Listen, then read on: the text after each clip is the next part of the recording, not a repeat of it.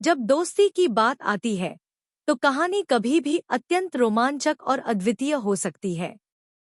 यह कहानी भी उसी प्रकार की है जिसमें दो युवा किशोरियों की गहरी और अद्वितीय दोस्ती का सफर बताया गया है। कहानी की शुरुआत होती है एक छोटे से गांव के पास जो घने जंगलों से घिरा हुआ था। यहाँ के जंगल अत्यंत विशाल और प्राकृतिक सौंदर्य से भरपूर थे।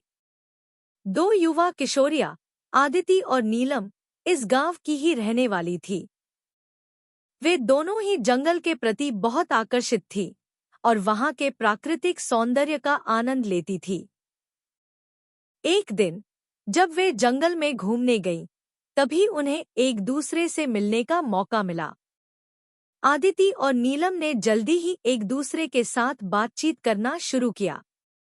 उनके बीच की बातचीत में तत्परता और आत्मीयता थी जो उन्हें एक दूसरे की ओर खींच ले गई। उन्होंने एक दूसरे के साथ जंगल के रहस्यमय और चमत्कारिक स्थलों का खोज किया जो उन्हें और भी करीब ला दिया। इस दौरान उनकी दोस्ती गहराई और मजबूत होती गई।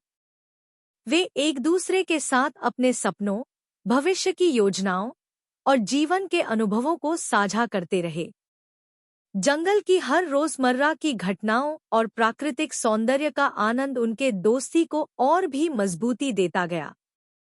लेकिन जैसे जैसे समय बीतता गया, उनका जंगल में बिताया समय भी आत्मीयता का बढ़ता साक्षी बनता गया।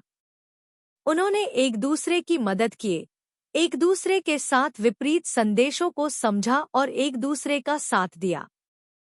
एक दिन जब उन्हें वापस अपने गांव जाना था, तो उन्होंने एक वचन दिया कि वे अपनी यात्रा को कभी नहीं भूलेंगी और उनकी दोस्ती हमेशा के लिए बनी रहेगी। उन्होंने वादा किया कि वे हमेशा एक दूसरे का साथ देंगी, चाहे जिंदगी जैसी भी हो।